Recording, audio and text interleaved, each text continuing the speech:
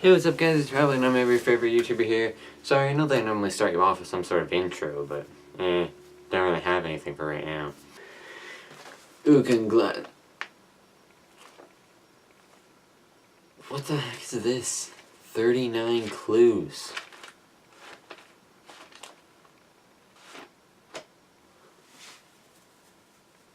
How many different series are there? Okay, anyway. Okay, this is the right one.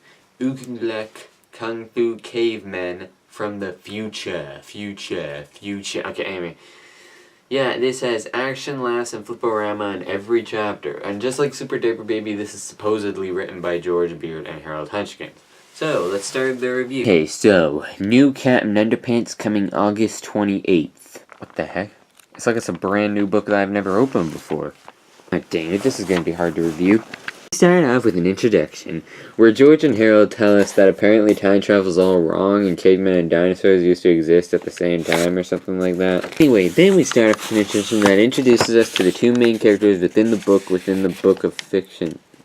I don't know if I said that right. Anyway, Ook Shadowski. Sichadowski and Gluck Jones. Chapter 1 is pretty action-packed. There's like, this guy wanted to marry this girl, and they made enemies with this T-Rex, but then befriended it, and then a gorilla tried to kill them. There's a lot of stuff that happens in Chapter 1, but I don't want to spoil it for you. I mean, I know that probably a lot of you guys are going to be like, I'm okay with spoilers, it's just I don't, like, if you listen to the summary, then you're probably not going to buy the book. And then if you don't buy the book, then Dave Pilkey's just not going to get any money. So, I don't know. Anyway, yeah. There's a lot of comedy in the first chapter. Anyway, so then people from the future. Okay. Have come back in time to cut down trees because apparently they just ran out of trees. See, that's what everyone's thinking. They're thinking like, hey, what is going to... Oh, and this guy isn't his future self. It's like his... great son or something like that. I don't know. Anyway, so people are always wondering, like, if they're cutting down trees, what's gonna happen when there's no trees left? This is what they're gonna do. They're gonna make portals to go back in time and then cut down the trees there. Then the paradox is gonna happen and then the earth is gonna explode. Because, like, if you're cutting down the trees now, then how will they be around to cut down in the first place here? Because, like, and then there won't be any fresh air. And the whole town's gonna be polluted and stuff like that. And this guy wants revenge on Ook And Gluk for stopping him from marrying the girl and stuff like that. So then he goes back in time, makes a robot T-Rex to beat up the other T-Rex, which is all shown in Fliporama. And then they bring Ook And Gluk over here to get... Whoa, jeez. I mean, like the scissors, I don't know, they're just scissors. But this, look at it. Luckily they get saved by... someone. Ooh, who could it be? I guess I'll have to buy the book to find out. Can't remember the last time we've done this. Okay. Don't eat at home. Tom's dinner is the best. Our food is awfully good. Don't eat at Tom's diner.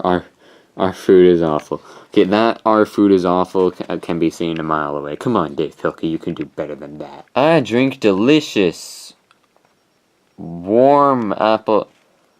Okay, no sign puts W here and the dash on the arm. I mean, like, yeah, that is what you're supposed to do. That way you don't end up smushing a word at the end of a line. You're supposed to just write as best as you can and then just put a dash and then continue the word down here. I drink delicious warm apple cider from Pittsburgh Fruit Juice Company. Oh boy, can't wait to see what it turns out as. Yep. I went to Bob's Pools to buy my pool. Now I dive in my pool, swim under the pool, and wear a big pool. Okay, I don't know, he said pool a lot. I went to Bob's Pools to buy my pool. Now I dive in my pool, swim under the waves, and wear a big smile. I went poo-poo in my underwear. Okay, I didn't see that coming. Please don't put angry comments, but I just want to point out that I thought that this person was a woman. Until later on in the book they confirm that's a he. But because doesn't it kind of look like an old woman there?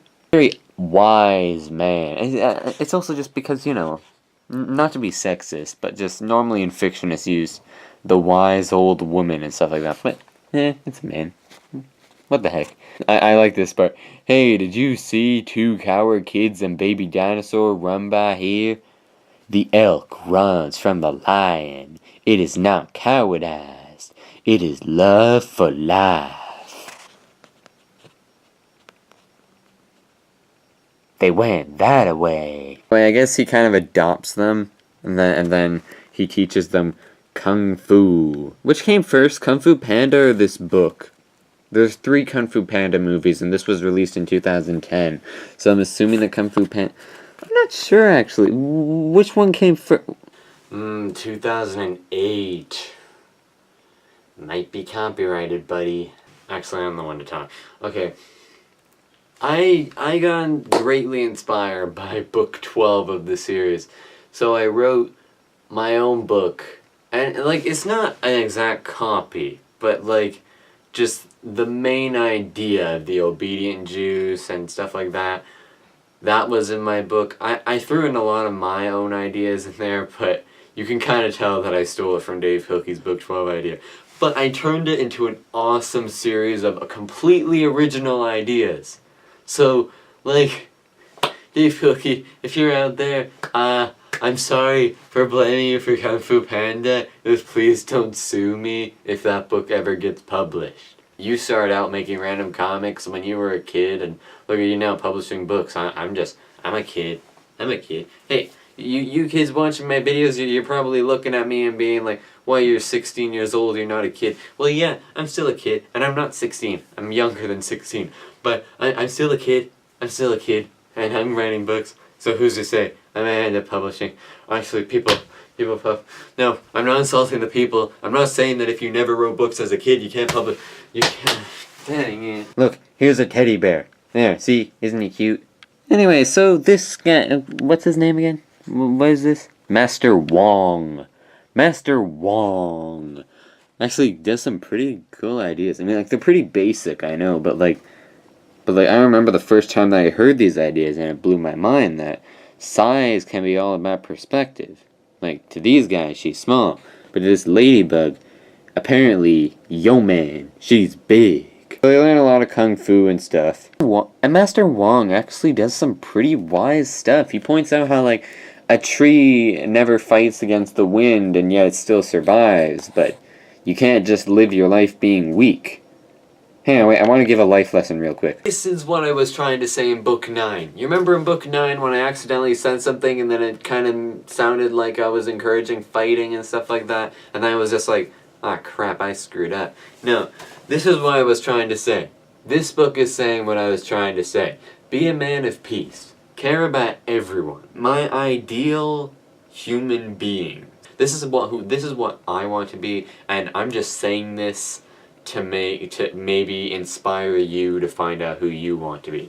You be whoever you want to be. You get to choose who you want to be, but this is personally who I want to be. You can choose to be inspired by it or not. Going around and just caring about others. Just like, you know, like if someone trips and falls at the bus stop or whatever, don't laugh. Don't just walk past and say nothing. Just like ask, like, hey, are you okay? Do you need any help? And stuff like that.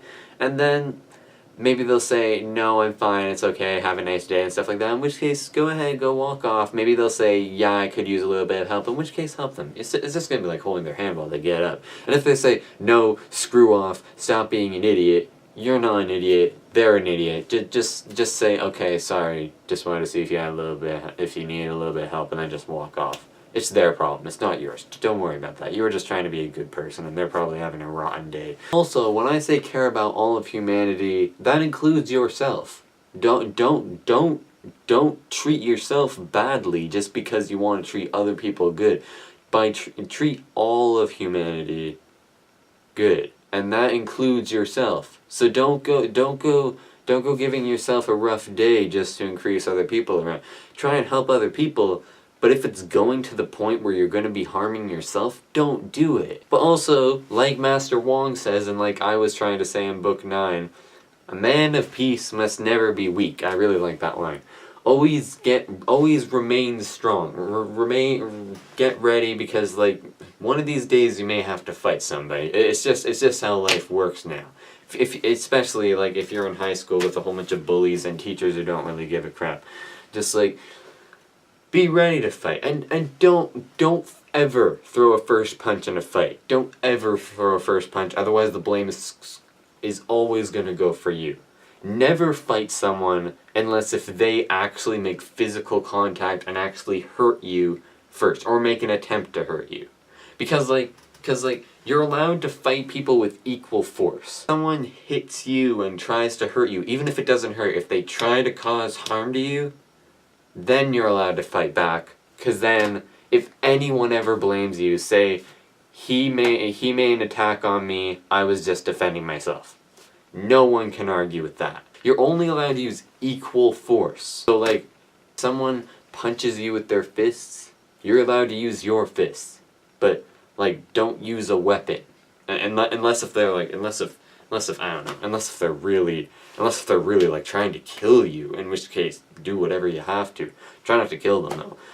But yeah, just one of these days you may have to fight. Parents, please try and get what I'm trying to say. Just one of these days you may have to fight. So people always tell you to keep your thumb on the outside of your fist. That's true, because if you keep it inside and then you punch something, then the thumb's just gonna like impact in your fingers. It really hurts. These two are like building a romance, I guess, or something. I don't know.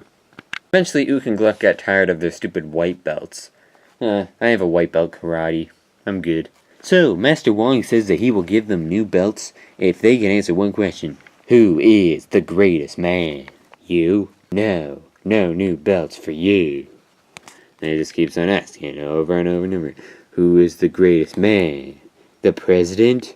No. No black belts for you. And they even do the smart stuff. Like, you guys reading the book are probably going to be like, oh, it's so obvious, it's them, or it's him, or something like that. They try that, but he keeps on saying no. So eventually they grow up to become adults, and Dave Pilkey does pretty simple stuff, but surprisingly it works. He just draws 4 extra lines on Ook, and a mustache on Gluk. And instantly, they look like an adult. But anyway, so it turns out that the greatest man, well, actually, I won't tell you. You're going to have to find out for yourself. Anyway, they eventually get their black belts after they can answer the question correctly. Then they go off to fight the man who's cutting down all the trees in the past. This is so on my bucket list. Just for, like, people to be like, hey, where are those guys? And then for, like, those guys to just, like, pop out and be like, right here, suckers! And stuff like that. I gotta do that someday. That would be awesome. And all 3 of them, including the baby dinosaur, use their powers. Ook got the power to break his tooth. Gluk got the power to go into full Rage Hulk mode if Ook ever breaks his tooth. And the baby dinosaur to throw up.